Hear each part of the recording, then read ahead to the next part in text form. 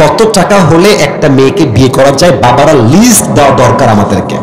কারণ এই বাংলাদেশে আজকে হাজার হাজার যুবক তার পছন্দের মেয়েকে বিয়ে করতে পারে না, জাস্ট টাকার জন্য। যুবক ভাইরা আমার, আব্বাজান সাবধান হয়ে যান।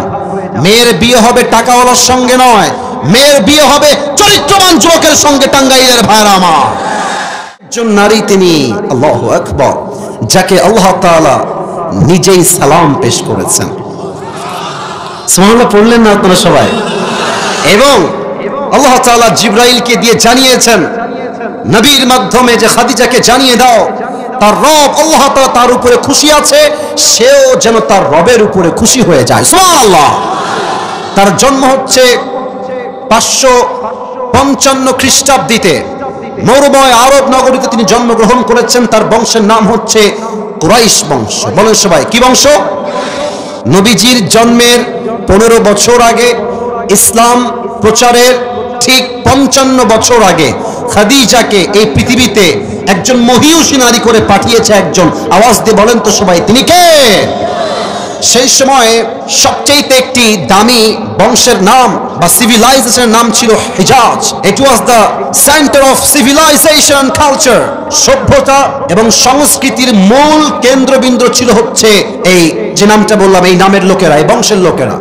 এবং এই হিজাজের যে সমস্ত ব্যক্তিবর্গরা ছিল তারাই মূলত কাবার দেখভাল করত, দেখাশোনা করত। তো খাদিজা রাদিয়াল্লাহু তাআলা আনহা হচ্ছে এমন একজন নারী যার বাবা, সবাই জানেন আপনারা, আমি জানি, যার বাবা সবচেয়ে বড় ব্যবসায়ী ধনী মানুষ ছিলেন। সুবহানাল্লাহ পড়বেন না আপনারা? আমাদের দেশে দেখবেন যে মেয়ের বয়স মাত্র 17 বা 16, বাস বিয়ের শাদীর প্রস্তাব আসা শুরু হয়ে যায়।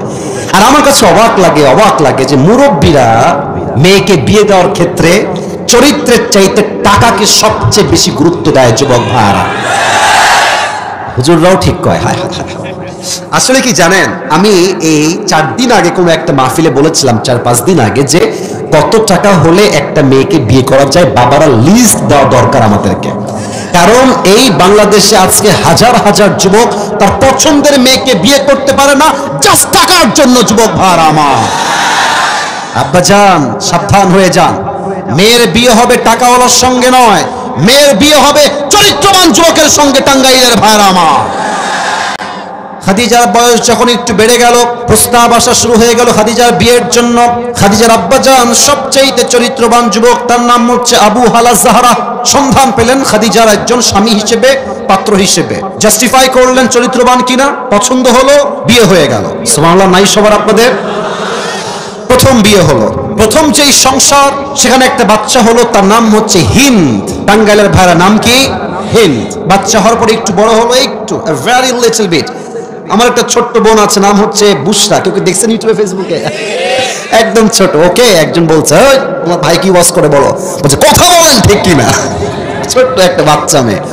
যখন হিন্দের বয়স একদম কম, ছোট্ট বয়স, হঠাৎ করে বাবা শেষ, ইন্তেকাল করলেন।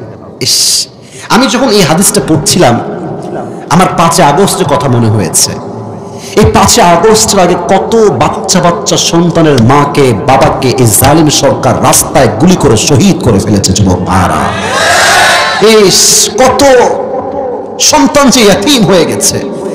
এত সন্তানকে ইয়াতীম করে তিনি বলেন যে আমার দোষ কোথায়?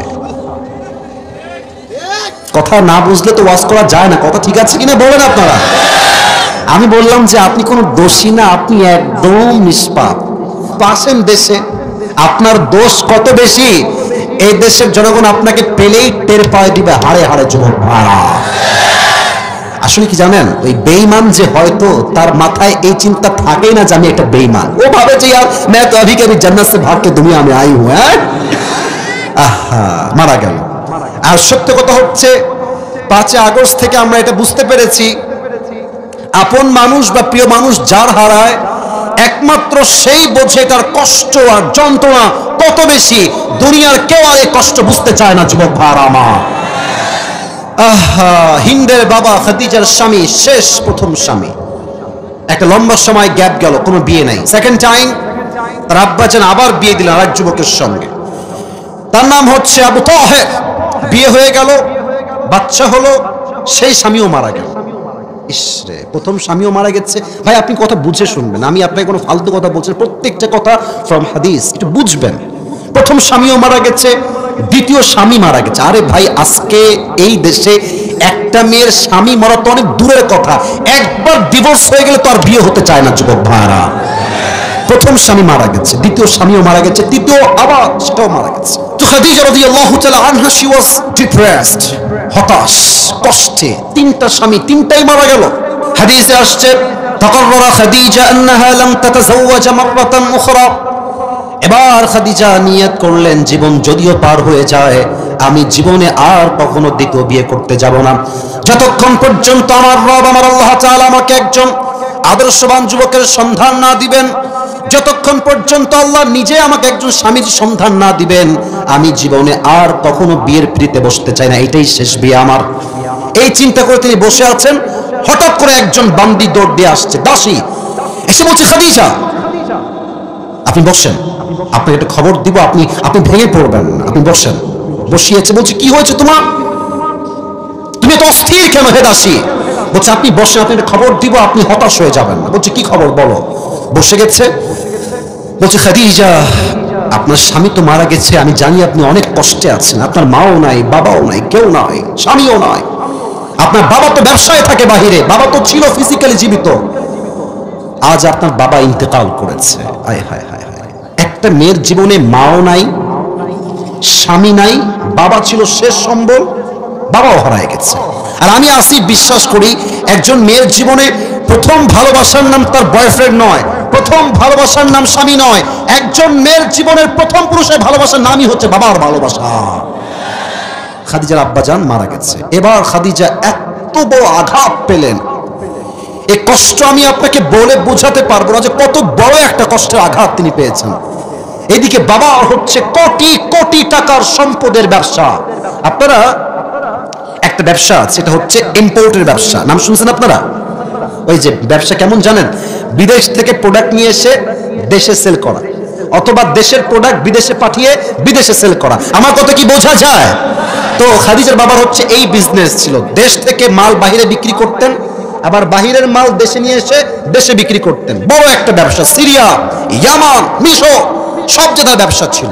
এত বড় ব্যবসা একজন মেয়ে কেমনে সামলায়?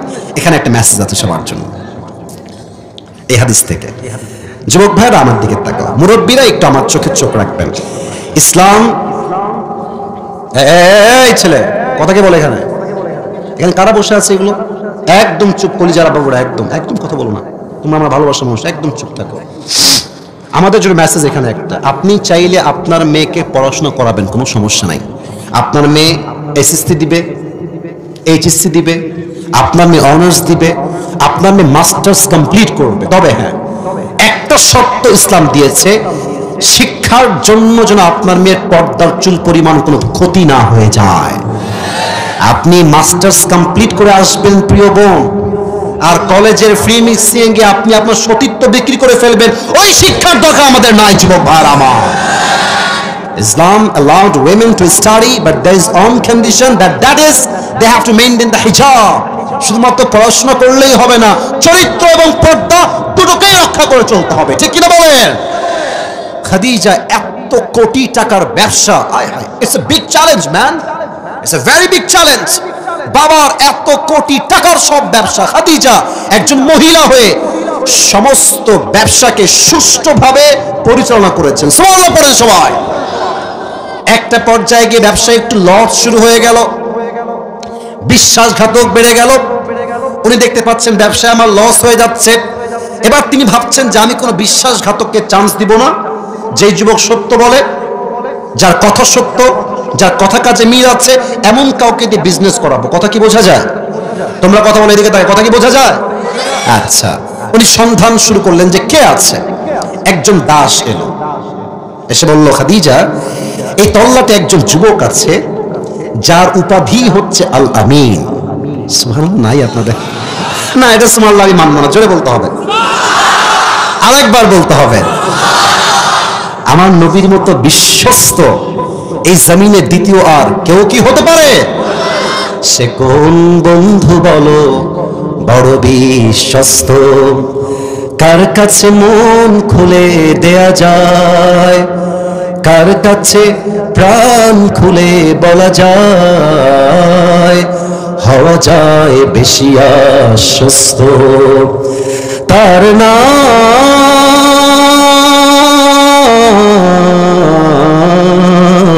আহমদ বড় বিশ্বস্ত। সে কোন বন্ধু বলো বড় বিশ্বস্ত, ঠিক কিনা বলেন? যে জন কখনো ব্যথা দিতে জানে না, সে জন কখনো মুছে দেয় বেদনা। যে জন কখনো ব্যথা দিতে জানে না, সে জন কখনো মুছে দেয় বেদনা। হৃদয়ের হাহাকার আপন করে নিতে আর কার বুক এত প্রশস্ত, আহমদ বড় বিশ্বস্ত। সে কোন বন্ধু বলো বড় বিশ্বস্ত, ঠিক না বলে? আমার নবীর মতো চরিত্রবান বিশ্বস্ত যুবক আল্লাহর রেজা কেউ হইতে পারে না। খাদিজার কাছে প্রস্তাব আসলো, মুহাম্মদকে ডাক দাও, তার মাধ্যমে ব্যবসা শুরু করে দেবো, তোমার ব্যবসায় হিউজ পরিমাণ লাভ হয়ে যাবে। বলছে তাই তো, চাও তোমার সময় তাই ডেকে নিয়ে আসো আমার দরবারে। মুহাম্মদের কাছে যাওয়া হলো, বলা হলো তোমাকে একজন বিশ্বস্ত নারী যার ব্যবসা অনেক বড় ডাকছে, তোমাকে কিছু মূল সম্পদ দিবে, ব্যবসা করবা আবার ফেরত দিবা। মুহাম্মদ চলে আসছে। তবে এখানে একটা ঘটনা বাকি থেকে গেছে। আচ্ছা, আপনারা যারা আছেন যাদের বউ নাই, ভালো বউ কি আমরা সবাই চাই? মুরব্বী হাসে কেন রে ভাই? তোমরা কও সবাই আমরা কি ভালো বউ চাই? নিজে ভালো তো দেশ ভালো। তুমি এক ঘাটে পানি খেয়ে বিয়ে করবা, তোমার বউ 10 ঘাটে পানি খেয়ে তোমাকে বিয়ে করবে। আহা, নবীজি আসার আগেই ওই বাচ্চাটাকে ওঠে না বসে, কোনটা? বসো না উঠতেছো? বসো বসো, ধরো ধরো ধরো, না না খবরদার যাওয়া যাবে না, বসে বলো, এদিকে তাকান সবাই। আচ্ছা 12টা বেজে পার বলে কি ওয়াজ করা যাবে না আজকে? আরে মি, আমার তো বিশ্বাস টাঙ্গাইলের মানুষ কোরআনকে এত ভালোবাসে, শেষ রাত পর্যন্ত ওয়াজ হলেও সবাই শেষ পর্যন্ত বসে দোয়া করে বাসায় ফিরে যাবে। তাকবীর দেন সবাই মিলে, লিল্লাহি তাকবীর। খাদিজা গভীর অন্ধকার রাত, অমাবস্যার রাত, মেঘের কোনো ছাউনি নাই, পুরো আকাশটাই অন্ধকার হয়ে আছে। তিনি স্বপ্নে দেখছেন আকাশে লম্বা একটা চাঁদ উঠেছে, চাঁদের আলোতে পুরো পৃথিবীটাই আলোকিত হয়ে গেছে। তিনি ঘর থেকে বের হয়ে আসছেন, দেখছেন আকাশে বিশাল লম্বা একটা চাঁদ, চাঁদটা অনেক সুন্দর, চাঁদের আলোতে পুরো পৃথিবীটা আলোকিত হয়ে গেছে। খাদিজার চোখ যখন চাঁদের দিকে গিয়েছে, উনি দেখছেন চাঁদটা আকাশ থেকে তার বুকের দিকে নেমে আসছে। এটা দৃশ্য দেখে খাদিজা চমকে উঠেছে। চাঁদ ভেঙে বুকের দিকে নেমে আসছে, how can it possible man, এটা কেমনে সম্ভব? ঘুমটা হঠাৎ করে ভেঙে গেছে। এই স্বপ্নের ব্যাখ্যা কি হবে? খাদিজার মাথা ঘুরছে, স্বপ্ন কি দেখলাম? খাদিজার চাচা, তার নাম হচ্ছে ওয়ারাকা বিন নাফেল, সে একজন স্বপ্নের ব্যাখ্যাবিদ ছিলেন, ব্যাখ্যা দিতেন। খাদিজা ঘুম থেকে উঠেই চাচার কাছে দৌড়, চাচা যান এই স্বপ্ন দেখেছি, মা তাবিরু হাদাল হুল, এই স্বপ্নের ব্যাখ্যা কি হবে চাচা? চাচা এবার তাওরাত খুলেছেন, ইনজিল খুলেছেন, দেখছেন স্বপ্নের ব্যাখ্যা কি হবে। তো উনি পড়ে অবাক হলেন, বলছেন খাদিজা গুড নিউজ, তোমার জন্য একটা গুড নিউজ। কি গুড নিউজ? বলছে আল্লাহ তাআলা শেষ যুগের নবীকে তোমার স্বামী হিসেবে কবুল করতে চলেছে। না সুবহানাল্লাহ হয় না? জোরে সোরে পড়ুন সবাই সুবহানাল্লাহ। বলছে আল্লাহু আকবার, সত্যি নিউজ, এটা সত্য? বলছে অবশ্যই সত্য, wait for the right time, অপেক্ষা করো। এবার সে বাসায় ফিরে আসছে। ঠিক তারপরের দিন উনি রিসার্চ করেছেন যে শেষ নবী দেখতে কেমন হবে, তার চোখ কেমন হবে, নাক কেমন হবে, তার চরিত্র কেমন হবে, তার চেহারার রং কেমন হবে, তার হাইট কেমন হবে, তার ঠোঁট কেমন হবে, তার কথা কেমন হবে, সব রিসার্চ করেছে। তারপরের দিন নবীজি তার বাসায় আসছে বিজনেসের জন্য, ব্যবসার জন্য। তো আচ্ছা আপনাদের বাসায় কি 3 রুম আছে না 2 রুম আছে না? আরে ভাই কথা কোন, বাসায় 2-3 রুম আছে না আপনাদের? আচ্ছা দেখেন, এটা হচ্ছে একটা বাসা, এটা হচ্ছে রাস্তা। তো দেখবেন যে বাসার কিছু রাস্তায় বাসা থাকে, ওই বাসার ওই জানালাটা খোলা থাকে। তো রাস্তা দিয়ে যখন মানুষ হেঁটে যায় দেখবেন জানলার ভিতর টিভি চলছে না কে বসে আছে, রাস্তা দিয়ে সব দেখা যায় মাঝে মাঝে।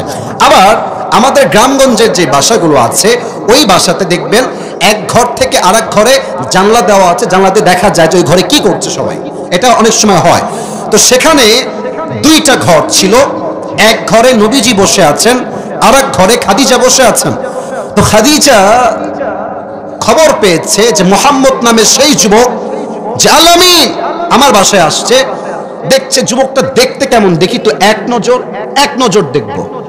জাস্ট জানালার ফাঁক দিয়ে একবার তার চেহারা দেখেছে, এই চাঁদের মতো নূরানি চেহারা দেখে খাদিজা কনফার্ম হয়ে গেছে এটাই হচ্ছে আমার শেষ নবী, এটাই হচ্ছে আমার স্বামী। সুবহানাল্লাহ।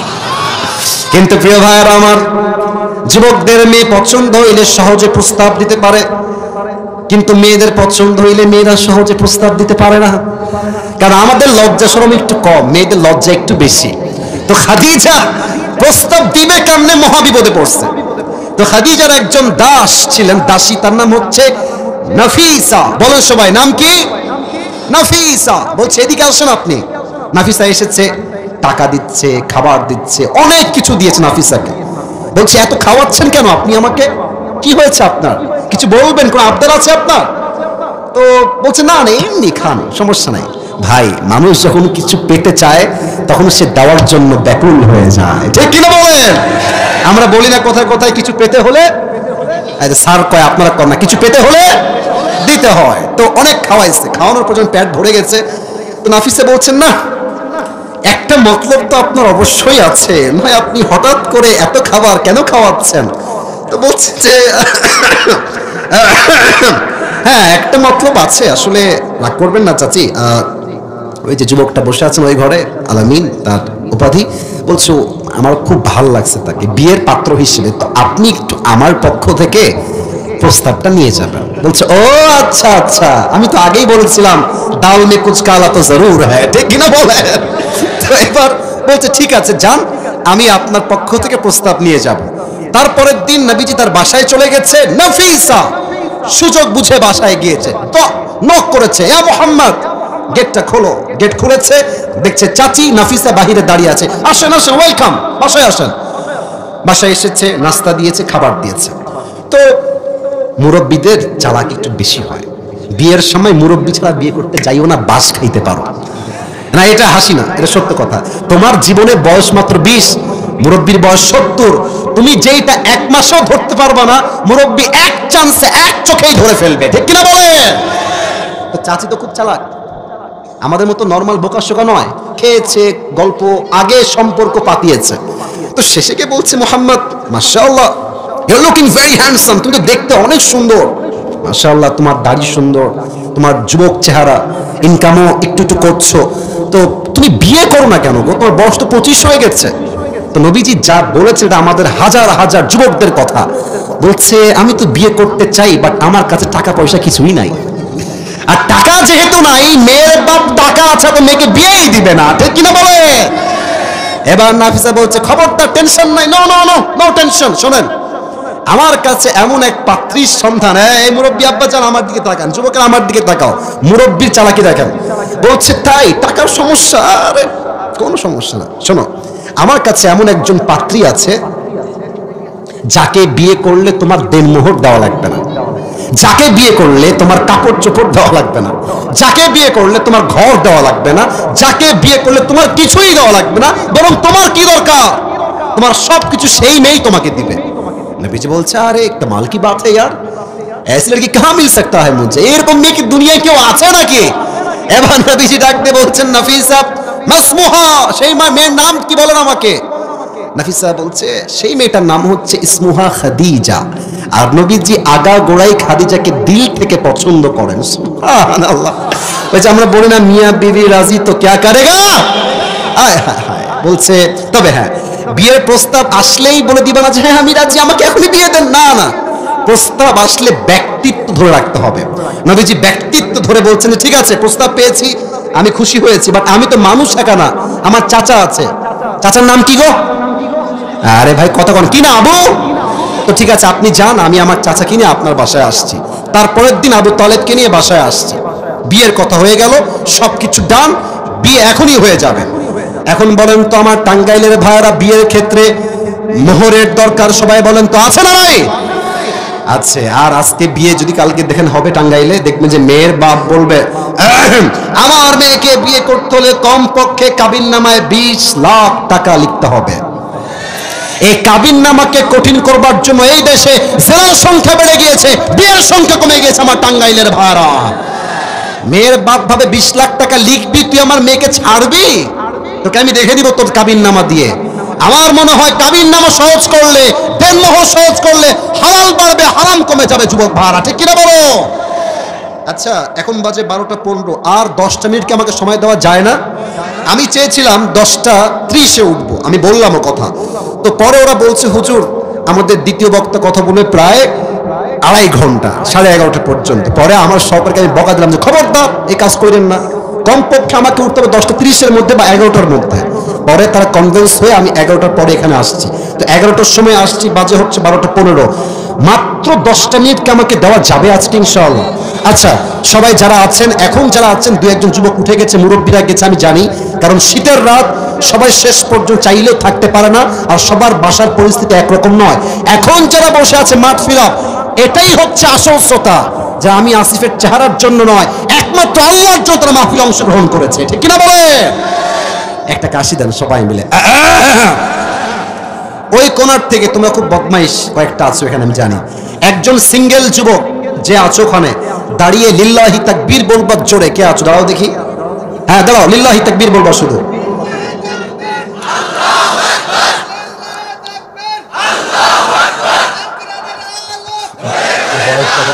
বাচ্চা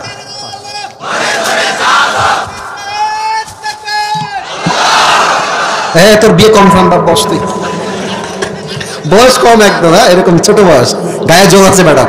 লিল্লাহি তাকবীর। আচ্ছা বিয়ের মোহর কি হবে আলোচনা চলছে।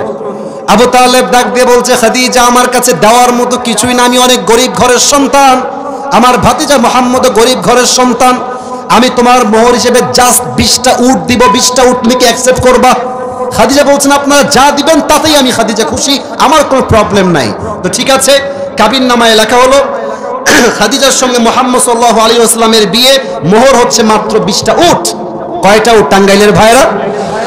এখন বলেন তো বিয়ের বাড়িতে বর পক্ষ আছে, কনে পক্ষ আছে, একটু খাওয়া দাওয়া লাগবে না? আরে কথা বল, খাওয়া দাওয়া লাগবে না? এখন খাওয়াবে কি দিয়ে? নবী তো গরিব মানুষ। আমার প্রিয় বোনেরা মায়েরা কান খাড়া করবেন, খাদিজার মন কত বড়। খাদিজা বলছে যাও, আমাকে যে 20টা উট মোহর দিয়েছো, এই 20টা উটটাই আল্লাহর জন্য, আমার এই সমস্ত পাত্রপক্ষের জন্য, এখনই তোমরা কোরবানি করে সবাইকে খাওয়াই দাও। মেয়েদের মন বড় হলে স্বামীরা তো এমনিতে বড়লোক হয়ে যাবে, ঠিক কিনা বলো? আচ্ছা বিয়ে হয়ে গেল, এখন যেদিন বাসর রাত হবে, বাসর রাত নবীজি আসছেন, খাদিজা খাটের ডান দিকে বসে আছেন, নবীজি আসছেন গেটে, সালাম দিয়েছেন। এটা একটু লজ্জা লাগবে আপনাদের, বাট লজ্জা ফিল করবেন না, আমি যে মেসেজ দিচ্ছি এই মেসেজটাকে বুঝবেন। খাদিজার মোট কয়টা স্বামী মারা গেছে আগে? আমি বুঝি না, বলো সবাই কয়টা? 3টা স্বামী মরা একজন বিধবা নারী খাটের ডান পাশে বসে আছে বাসর রাতে। নবীজি আসছেন বাসর রাতে খুব শান্ত মেজাজে, নবীজি আসছেন, নবীজির প্রথম স্ত্রী, নবীর জীবনের প্রথম বাসর রাত। নবীজি এসে সালাম দিয়ে খাটের বাম পাশে বসেছেন, কথাবার্তা চলছে, কেমন আছেন আপনি, আপনার সব ঠিকঠাক আছে কিনা। কথাবার্তার মাঝেই, এটা আমার শেষ মেসেজ, আমি আর সামনের দিকে যাব না, because time is very short. Khadija বলছে আপনি কি জানেন যে আমি আপনাকে স্বামী হিসেবে কেমনে পেয়েছি? হায় হায় হায়। নবীজি বলছেন না, আমি তো জানি না, আপনি আমাকে কেমনে পেলেন? হায় হায়। খাদিজা বলছে আমি আপনার মতো একজন চরিত্রবান যুবককে, জাস্ট ধৈর্যের গুণ ছিল, আল্লাহর উপরে ভরসা ছিল, এই ধৈর্য আর তাওয়াক্কুল, আল্লাহর উপরে ভরসা, আমাকে আপনার মতো চরিত্রবান যুবকের প্রথম স্ত্রী হিসেবে আল্লাহ আমাকে কবুল করে নিয়েছে। সুবহানাল্লাহ। কাকে বলে চরিত্র, কাকে বলে ধৈর্য, কাকে বলে তাওয়াক্কুল, খাদিজার থেকে শিক্ষা নেওয়া দরকার। স্বামী মরে গেছে, বাপ মরে গেছে, তবুও জীবন যুদ্ধে হার মানে নাই, আল্লাহর উপরে ভরসা করে সামনে এগিয়েছে, আল্লাহ তার ফলাফল দুনিয়াতেই দান করেছে, ঠিক কিনা বলে? কিন্তু মানুষ থাকলে সুখে মানুষের মনে লাগে আগুন। গা জ্বলে। দেখবেন এই গ্রামগঞ্জে আপনি ভালো আছেন, আপনার পাশের লোকের সহ্য হবে না, আপনার পাশের বাড়ি খালার সহ্য হবে না, ঠিক কিনা বলে? কাফেররা বলছে ছি ছি ছি ছি ছি ছি ছি, খাদিজার মতো এত একটা বড় লোক মেয়ে মুহাম্মদের মতো এত গরিব ছেলেকে বিয়ে করেছে, ছি ছি ছি ছি, টিটকারি দিচ্ছে। খাদিজার কানে খবর গেছে যে আমার স্বামীকে কটূক্তি করা হচ্ছে গরিব বলে। হায় হায়, গরিবের দাম নাই, যে সুদ খায় টাকাওয়ালা তাকে মানুষ মসজিদের সভাপতি পর্যন্ত বানিয়ে ফেলে যুবক ভাড়া, ঠিক কিনা বলো? তো মুহাম্মদের জন্য খাদিজার মন কত বড় দেখেন। এটা আমার শেষের দিকে আমি আছি।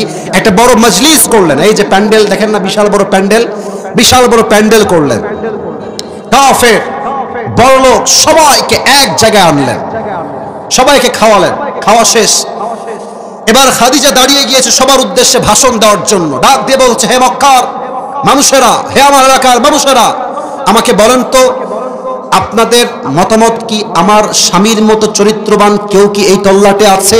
সবাই একমত, বলছে তোমার স্বামীর মতো চরিত্রবান এই তল্লাটে কেউ নাই। আচ্ছা আপনারা সবাই বলবেন আমার স্বামী মুহাম্মদের মতো বিশ্বস্ত যুবক, আল আমিন যুবক এই তল্লাটে আর দ্বিতীয় কেউ আছে? তারা বলল no, there is no comparison with this person, কোন তুলনায় হয় না তার, সে এক বিশ্বস্ত যুবক। আচ্ছা বলেন তো আমার স্বামীর মতো সুদর্শন হ্যান্ডসাম এই তল্লাটে আর কেউ আছে? সবাই বলছে নো, এই হচ্ছে best handsome boy in this area, বরং ইন দিস এরিয়া নয়, এভার ইন দ্য ওয়ার্ল্ড, আমার নবীর মতো সুন্দর আর কেউ হতে পারে না। তো এবার বলেন আপনারা আমার স্বামী কিনা আপনাদের সমস্যা কোথায়? দেখতেও সুন্দর, চেহারাও সুন্দর, চরিত্র ভালো, সবই তো ঠিকঠাক, সমস্যা কোথায়? একজন দাঁড়িয়ে গিয়েছে, বলছে তোমার স্বামী হচ্ছে এই তল্লাটের সবচেয়ে গরিব যুবক, এটাই আমাদের প্রবলেম। বলছো আচ্ছা আচ্ছা, গরিব তাই না? শোনেন সবাই, আজ আমি খাদিজা ওপেনলি সবার সামনে অ্যানাউন্সমেন্ট দিচ্ছি, ঘোষণা, আমি খাদিজার সমস্ত সম্পদ আজ থেকে আমি আমার স্বামী মুহাম্মদের নামে লিখে দিলাম। এবার কি সমস্যা বলেন? সমস্যা মানে সমস্যা কইলে তো জুতার বাড়ি এবার, কারণ আমার নবী এখন পুরো আরব বিশ্বে সবচেয়ে ধনী যুবক হয়ে গিয়েছে। সুবহানাল্লাহ বলে সবাই, ওয়াজাদাকা আইলান ফাগনা, নবীকে ধনী বানিয়েছে একজন। আওয়াজ দিয়ে বলেন সবাই, তিনি কে? তবে যতই ধনী হন আর যতই বড় লোক হন, অভাব কিন্তু দরজা একদিন নক দিবে, কড়া নাড়বে। অভাব আসলে কি করবেন? ফাতেমা রাদিয়াল্লাহু তাআলা আনহা 3 দিন যাবত না খাওয়া, আলী 3 দিন যাবত না খাওয়া, নবীর কাছে আসছে, নবী হে আতিনি শাইআন, কিছু খাবার দান করেন, খেতে চাই আমরা। নবীজি বলছে, ফাতেমা শোনো আম্মা জান, আমার কাছে 5টা বকরি আছে, 5টা দোয়া আছে, তুমি কোনটা নিতে চাও? ফাতেমা 3 দিন যাবত ক্ষুধার্ত, আলী 3 দিন যাবত ক্ষুধার্ত, হাসান হোসেন 3 দিন যাবত না খাওয়া। ফাতেমার ধৈর্য কত বড়! আব্বা চান আমার 5টা বকরির দরকার নয়, 5টা দোয়া শিখাই দিলেই আমি ফাতেমা খুশি হয়ে যাব। সুবহানাল্লাহ বলে সবাই। বাসায় ফিরে আসছে ফাতেমা, আলী বলছে, এই ফাতেমা তোমার হাত থাকা কেন? চাল কই, ডাল কই, ভাত কই? বলছে, হে আলী, আমি আমার প্রিয় বাপের কাছে চেয়েছিলাম দুনিয়া, আমার আব্বা আমার 2 হাত ভর্তি আখিরাত দিয়ে আমাকে বাসায় ফেরত পাঠিয়েছে। সুবহানাল্লাহ। আলী বলছে, না না খবরদার, এটা আমি মানবো না, আমার খাবারের দরকার আছে, আমি বাবার কাছে আবার যাব। এবার জামাই তার শ্বশুরের কাছে আসছে, ইয়া মুহাম্মদ, হে আমার নবী, ইয়া রাসূলুল্লাহ সাল্লাল্লাহু আলাইহি ওয়াসাল্লাম, ইয়া মুহাম্মদ বলা যাবে না, সাহাবা একরাম নবীকে বলতেন ইয়া রাসূলুল্লাহ, ইয়া হাবিবাল্লাহ, নবী হে, শ্বশুর আমার, আপনি আমাকে আতিনি শাইআন, কিছু খাবার দান করেন। নবীজি বলেছেন আগের বার 5টা বকরি, এবার বলছেন, হে আলী, আমার কাছে আছে 5000 বকরি আর আছে 5টা দোয়া, তুমি কোনটা নিতে চাও? আলী বলছে, নবী হে, 5000 বকরি মাইনাস আমার লাগবে না, আমাকে 5টা দোয়া শিখাই দিলে আমি খুশি হয়ে যাব। বলছে, তাহলে তুমি আমার সাথে পড়ো, আপনারা পড়েন। সবাই কাশি দেন, ইয়া আউয়ালাল আউয়ালিন, স্লোলি পড়েন বাট বুঝে পড়েন, ইয়া আখিরাল আখিরিন, ইয়া যাল কুওয়াতিল মাতিন। এই 2টা শব্দ খুব সহজ, শেষের 2টা সবাই জোরে বলবেন, ইয়া রাহিমাল মাসাকিন। 5 নম্বর শব্দ আরো সহজ, এটাকে আরো জোরে বলবেন, ইয়া আরহামার রাহিমিন। এই 5 শব্দের দোয়া কালকে ইউটিউবে আপলোড যাবে, তোমরা কিন্তু মুখস্থ করে নিও। এই 5 শব্দের দোয়া যে বান্দা অভাবে আমল করবে, যে মুরব্বী অভাবে পড়বে, টাকা নাই, ছেলে কথা শোনে না, বাড়িতে ডাল নাই, চাল নাই, ভাত নাই, বরকত নাই, ব্যবসায় লস, চাকরিতে লস, সব জায়গায় লস আর লস। এই 5 শব্দের দোয়া যে বান্দা নিয়মিত আমল করবে, তার বাসায় সমস্ত অভাবকে আল্লাহ গায়েবী খাজানার দ্বারা দূর করে দিবে। 5 শব্দের দোয়া সবাই পড়বেন। সবাই রাজি আছেন তো ইনশাআল্লাহ? তাকবীর দেন, লিল্লাহি তাকবীর। এই টুপিটা পুরস্কার দিতে চাই। পুরো ওয়াজটাকে আমি জাস্ট 2 মিনিটে বলবো, কেউ যদি এর মাঝে উঠে যায় লুঙ্গি টাইনা ধরে বসায় দিবেন, ঠিক আছে? সবাই একটা কাশি দেন দেখি। লিল্লাহি তাকবীর। বলেন তো, আজ কোরআন থেকে হাদিস থেকে আমরা একজন নারীর জীবনী নিয়ে কথা বলেছি। নারীর নাম কি ছিল? রাদিয়াল্লাহু তাআলা আনহা। আমি এখন ওয়াজ করব না, পুরোটাকে আমি সারাংশ বলছি, সামারি অফ দ্য লেকচার, খোলাসা। আমি সারাংশ বলছি, আমি যা বলবো একটু বুঝে নেবেন। প্রথম আমরা জেনেছিলাম খাদিজা রাদিয়াল্লাহু তাআলা আনহার বংশ ছিল অনেক উঁচু বংশ, অনেক সম্মানী বংশ। ওনার বাবা কি গরিব ছিলেন না ধনী ছিলেন? ওনার বাবা ওনাকে পড়াশোনা করিয়েছেন, নিজে ব্যবসা সামলেছেন। ওখান থেকে আমরা 1 নাম্বার শিক্ষা পেয়েছিলাম কি? মেয়েরা পড়াশোনা করতে পারবে, ব্যবসাও করতে পারবে, চাকরিও করতে পারবে। পরিস্থিতির শিকার যদি হয়ে যায়, না করলে হবেই না, তখন দেখা যাবে। তবে যদি মেয়েরা পড়াশোনা করতে চায়, চরিত্র ঠিক রাখতে হবে, পর্দাও ঠিক রাখতে হবে, তার সতীত্বও ঠিক রাখতে হবে, ঠিক কিনা বলে? 2 নাম্বার শিক্ষা আমরা পেয়েছিলাম, খাদিজার প্রথম স্বামীও মারা গেছে, দ্বিতীয় স্বামীও মারা গেছে, তৃতীয় স্বামীও মারা গেছে। আর সে বলেছে, আল্লাহ তোমার মতো জালেম মনে হয় দুনিয়াতে আর কেউ নাই। বলেছে? বুঝি নাই, বলেছে। উনি বলেছেন, আল্লাহ আমি হলাম ধৈর্যশীল, আমি হলাম তোমার উপরে ভরসাকারী, আমি ধরলাম ধৈর্য, আমার ফলাফল দিবে একজন। তিনি কে? ফলাফল হিসেবে কি হয়েছে? আল্লাহ তাআলা তাকে শেষ নবীর প্রথম স্ত্রী হিসেবে কবুল করেছে। সুবহানাল্লাহ। আচ্ছা, 3 নাম্বার শিক্ষা আমরা পেলাম, এদিকে ওনার বাবার ব্যবসা ছিল শুধু কি দেশে না বিদেশে? দেশে। এবং আচ্ছা একটা কথা বলে ফেলি আজকে, মানে এটা আমি আগে কখনো বলি নাই, ওই মুরব্বীরা রাগ করবেন না, যুবকরা শুনবেন। তোমরা যদি জীবনে ভালো কিছু করতে চাও, চাকরির পেছনে নয়, ব্যবসা নিয়ে কাজ করো। চাকরি হচ্ছে কাইন্ড অফ গোলামি, তুমি সারা জীবন খাটবা, পাবা কম। বাট নিজে কিছু করলে, নিজে ব্যবসা করলে শান্তি আছে বেশি, বরকত আছে বেশি, ঠিক কিনা বলে? আচ্ছা একটা জিনিস খেয়াল করেন, আমি হাতে একটা বোতল নিচ্ছি, এটা কিসের বোতল? আমি শুনতে চাই, কিসের বোতল? দেখেন, এই পানির বোতল দোকান থেকে কিনবেন মাত্র 30 টাকা। এই পানির বোতল আপনি একটা 5 স্টার হোটেল থেকে কিনবেন, দেখবেন এটার দাম হয়ে গেছে 100 টাকা। আবার এই একই পানির বোতল আপনি কিনবেন এয়ারপোর্ট থেকে, দেখবেন হয়ে গেছে 120 টাকা। অথচ পানিও সেম, বোতলও সেম, জাস্ট জায়গা পরিবর্তন হওয়ার জন্য দাম বেড়ে গেছে। তো তোমাকে যে মানুষ মূল্য দেয় না, তুমি যে মূল্যহীন, তার মানে তুমি যে মূল্যহীন তা নয়, তুমিও তোমার জায়গা পরিবর্তন করো, দেখবা তুমিও মূল্যবান হয়ে গেছো, ঠিক কিনা বলো? হ্যাঁ, জায়গা পরিবর্তন করতে হয়। ঢাকার ব্যাপার একরকম, টাঙ্গাইল আর একরকম, সিরাজগঞ্জ একরকম, ঢাকার সব জায়গায় ঢাকা নয়, ঢাকার গাজীপুর একরকম, ঢাকার গুলশান আর একরকম, আবার ঢাকার গুলশান একরকম, দুবাইয়ের সিটি আর একরকম। জায়গার পরিবর্তন হওয়ার জন্য মানুষের লাইফস্টাইল চেঞ্জ হয়, চিন্তার পরিবর্তন হয়, জীবনে বরকত নেমে আসে, ঠিক কিনা বলেন? অতএব ব্যবসা করতে চাইলে বিভিন্ন কান্ট্রিতে ব্যবসা করবা। এখানে একটা ব্যবসা, ওখানে একটা আউটলেট। এই যে মনে করো যে তোমার টেস্টি ট্রিট নাম শুনেছো? এই যে তোমার বিভিন্ন দোকানে দেখবা বিভিন্ন টেস্ট ট্রিট আছে, প্রত্যেক জেলায় জেলায় শাখা আছে। আবার দেখবা কোনো জামার দোকান, এই জেলায় এক শাখা, বাটা, অ্যাপেক্স নাম শুনছেন না? প্রত্যেকটা জেলায় জেলায় শাখা আছে।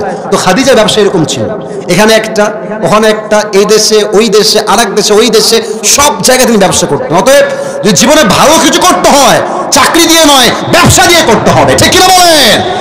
3 নাম্বার শিক্ষা। 4 নাম্বারটা বলে আমি আমার কথার ইতি টানছি।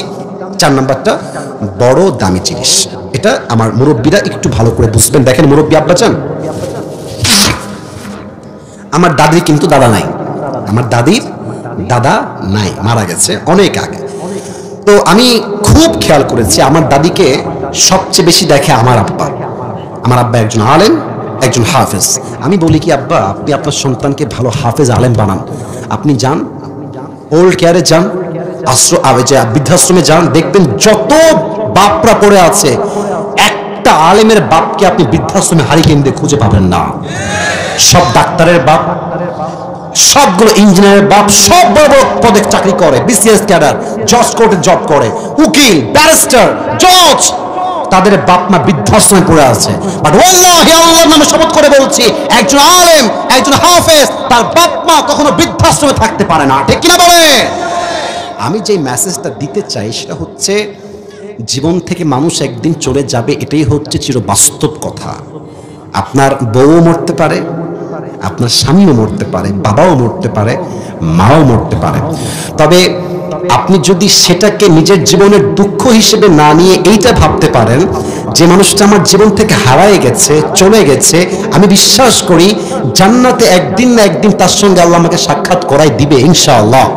আমি দোয়া করি আল্লাহর কাছে, আল্লাহ যাদের আপন মানুষ হারায় গেছে দুনিয়াতে, আল্লাহ তুমি সবাইকে তাদের সঙ্গে জান্নাতে একটাবারও হলেও দেখা করার সুযোগ করে দিও। সকলেই পড়েন আমিন। তো হারাই গেলে এই যে আপনারা অনেকে কষ্ট পান, আর পড়বো না, আর খাবো না, এই মরে গেলাম, সেই এগুলো না। যেই হারায় যাক, ধৈর্য এবং তাওয়াক্কুল থাকবে যার মাঝে, তার সফলতা কেউ আটকে রাখতে পারবে না। ঠিক কিনা বলে? অতএব এই ধৈর্য এবং তাওয়াক্কুল নিয়ে আমরা সবাই চলবো। রাজি আছেন তো সবাই ইনশাআল্লাহ? আচ্ছা, এই 4টা শিক্ষা বলেছি, তোমাকে যে সিরিয়াল মেইনটেইন করতে হবে তা না। এই 4টা শিক্ষার মাঝে তুমি 3টা শিক্ষা বলতে পারলেও পাস। কে পারবা আমি জিজ্ঞেস করব, তুমি বললেই পাস। কে আছো দাঁড়িয়ে যাও। একজন, ওই যে ভাই তো খুব স্মার্ট, এদিকে আসেন ভাইজান, সামনে আগে আসেন। আমার ভাইকে খুব স্মার্ট লাগছে, আমার ভাই পারবে। আমি ভাইকে আবারও বলছি, কোনো ভয় নাই, আপনাকে সব বলতে হবে তা নয়। আমি প্রশ্ন করব, আপনি উত্তর করলেই পাস। বলেন সবাই মারহাবা। হ্যাঁ, জোরে বলতে হবে মারহাবা। বলেন সবাই মারহাবা। এটা তাকবীর দেন সবাই মিলে, লিল্লাহি তাকবীর। উপরে উঠে আসেন ভাই, উপরে উঠে আসেন, উপরে। আর একটা কথা, ওই যে ওই পাশ দিয়ে মনে হয় ভাই, ওই পাশ দিয়ে, এই পাশে জায়গা নাই মনে হয়, ওই পাশে উঠে আসতে হবে। আর একটা কথা, এটা কালকে ওই যে সবাই আপলোড দিবে আপনাদের এলাকার মাহফিল, আপনাদের মারহাবা হবে এমন জোরে যে প্রত্যেকটা জেলার লোক বুঝতে পারে টাঙ্গাইলের মানুষ কাপুরুষের বাচ্চা নয়, সব বীর পুরুষগুলো আমার সামনে বসেছিল। যুবক ভাই আছে কিনা বলো? সবাই নিয়ম শুনেন, 3 বার বেঁধে গেলে তাকে আর সুযোগ দেওয়া হবে না। আর যখনই সে উত্তর দিয়ে দিবে, আপনারা তাকে অ্যাপ্রিসিয়েট করতে সকলেই বলবেন মারহাবা। বলেন সবাই মারহাবা, লিল্লাহি তাকবীর। ভাই এদিকে আসো, এই যে আমার মুরব্বী আব্বাজানের সামনে আসো, এখানে এখানে। কেউ উঠলে খবর আছে কিন্তু, খবরদার। হ্যান্ড মাইকটা কোথায়? হ্যান্ড মাইকটা স্যার, এই যে হ্যান্ড মাইকটা ওনাকে দিলে উনি কথা বলবেন, সবাই শুনতে পারবে। হ্যাঁ ভাই, অন করে নাও। অন করে, ওয়ালাইকুম আসসালাম। অন করে নেন, অন করে নেন। হ্যাঁ, উপরের দিকে সুইচ আছে দেখেন। সালাম দিন সবাইকে একটা। আসসালামু আলাইকুম ওয়া রাহমাতুল্লাহ। ওয়ালাইকুম আসসালাম। ওয়ালাইকুম আসসালাম। কি এটা? জোরে সালাম দেন আবার সবাইকে। আসসালামু আলাইকুম ওয়া রাহমাতুল্লাহ। ওয়ালাইকুম আসসালাম ওয়া রাহমাতুল্লাহি ওয়া বারাকাতুহু। প্রিয় ভাই, আপনাকে কিচ্ছু বলতে হবে না। আমি আপনাকে যা জিজ্ঞেস করবো আপনার মাথায় থাকলে আপনি উত্তর দিয়ে দিবেন, তাহলে আপনি পাস। ঠিক আছে? আপনি বলেন, আপনারা কেউ বলবেন না, ওই ভাই বলবে, যিনি আসছেন তিনি এটার অধিকারী বলার জন্য। আপনি বলেন যে আজ আমরা কোন নারীর বায়োগ্রাফি বা জীবন নিয়ে কথা বলেছি? রাদিয়াল্লাহু তাআলা আনহা। মারহাবা বলবেন না সবাই? মরার মতো না, মাইকটা কাছে নিয়ে জোরে জোরে বলবেন। ঠিক আছে প্রিয় ভাই? আচ্ছা, আপনি বলেন, ইসলাম কি নারীকে পড়াশোনা করার, ব্যবসা করার, জব করার অধিকার দিয়েছে কিনা? আর যদি দিয়ে থাকে কোন শর্তে দিয়ে, সবাইকে বলে দেন। হ্যাঁ, ইসলাম নারীদের পড়াশোনা করার, ব্যবসা করার দিয়েছেন, কিন্তু পর্দা মেইনটেইন করে এগুলো করতে হবে। পর্দা, চরিত্র, সতীত্ব রক্ষা করে যে পারবে পড়াশোনা করতে, তার জন্যই পড়াশোনা করা জায়েজ। ঠিক কিনা বলে? আচ্ছা, আপনি আরেকটা বিষয় আমাকে বলেন, এই যে খাদিজা রাদিয়াল্লাহু তাআলা আনহা তার স্বামীকে পেলেন, শেষ নবীকে প্রথম, মানে শেষ নবীর প্রথম স্ত্রী, এটা যে তিনি পেলেন, উনি নিজেই বলেছেন যে আমি আপনাকে এই গুণের জন্য স্বামী হিসেবে পেয়েছি। সেই গুণটা কি ছিল বলেন তো সবাইকে? ধৈর্য, তাওয়াক্কুল। মারহাবা। মাশাআল্লাহ, ভাই তো বাদে নাই রে ভাই।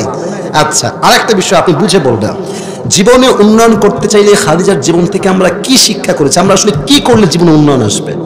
পারবে পারবে পারবে। জীবনে উন্নয়ন করতে হলে আমরা পরের গোলামি করে নেই, বরং ব্যবসা করে প্রতিষ্ঠিত হতে পারি। আরো জোরে বলেন সবাই মারহাবা। আচ্ছা, শেষ কথা, খাদিজার প্রথম স্বামীও মারা গেছে, দ্বিতীয় স্বামীও মারা গেছে, তৃতীয় স্বামীও মারা গেছে। খাদিজা তার জীবনে এই যে স্ট্রাগলটা করলেন, সব আপন মানুষ হারায় গেছে। আমি শেষে বললাম যে আপন মানুষ হারায় গেলে কি হবেন না কি করবেন, এটা বলুন তো সবাইকে। আপন মানুষ হারায় গেলে ধৈর্য না হারিয়ে আল্লাহ তাআলার উপর তাওয়াক্কুল করে সামনে এগিয়ে যেতে হবে। আমার হাওয়া মানে আমার বউ মরে গেছে, আমি আর জীবনে চাকরি করব না, আমি ব্যবসা করব না, আমি আর জীবনে বিয়ে করব না, না না না, চলে গেছে, আল্লাহ নিয়ে গেছে, ওকে আল্লাহ জান্নাত নসিব করুক, তবে আমি আমার জায়গায় ধৈর্য ধারণ করে সামনে এগিয়ে যাব, আমার সফলতা কেউ আটকাইতে পারবে না, ঠিক কিনা বলে?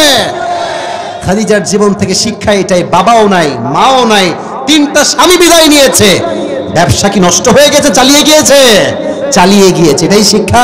যেই হারাক আমরা হতাশ না হয়ে সামনে এগিয়ে যাব। রাজি আছেন তো ইনশাআল্লাহ? ভাইজান আপনার নাম কি ভাই? কি নাম? আনাস আহমেদ, আলহাজ আহমেদ। আল্লাহ আমার প্রিয় ভাইকে কবুল করুন, সকলে প্রণামে। আসেন ভাইজান, এদিকে আসেন, এদিকে আসেন, দেখা যায় আপনার সাইজ। বাড়ি কোথায়? বাড়ি ভিআই। ভিআই? এখানে ভিআই নামে এলাকা আছে নাকি? সামনে, মাশাআল্লাহ। প্রিয় ভাই আসেন, আমি তো ভিআইপি লোক, আপনি আসেন। মারহাবা বলবেন না আপনারা? কি রে, মাশাআল্লাহ মাশাআল্লাহ। প্রিয় ভাই অনেক সুন্দর হয়েছে আপনার কথা। আল্লাহ আমার আলহাজ ভাইকে ইসলামের খাদেম হিসেবে কবুল এবং মঞ্জুর করুন, সকলে প্রণামে। মাশাআল্লাহ। এবার যারা দাঁড়িয়ে আছেন দোয়ার জন্য বসে পড়বেন, একবারই বললাম এটাই শেষ, এবং আপনারা বসবেন আমার বিশ্বাস, কারণ টাঙ্গাইলের মানুষ আমরা ভদ্র সভ্য মানুষ, ঠিক কিনা বলেন?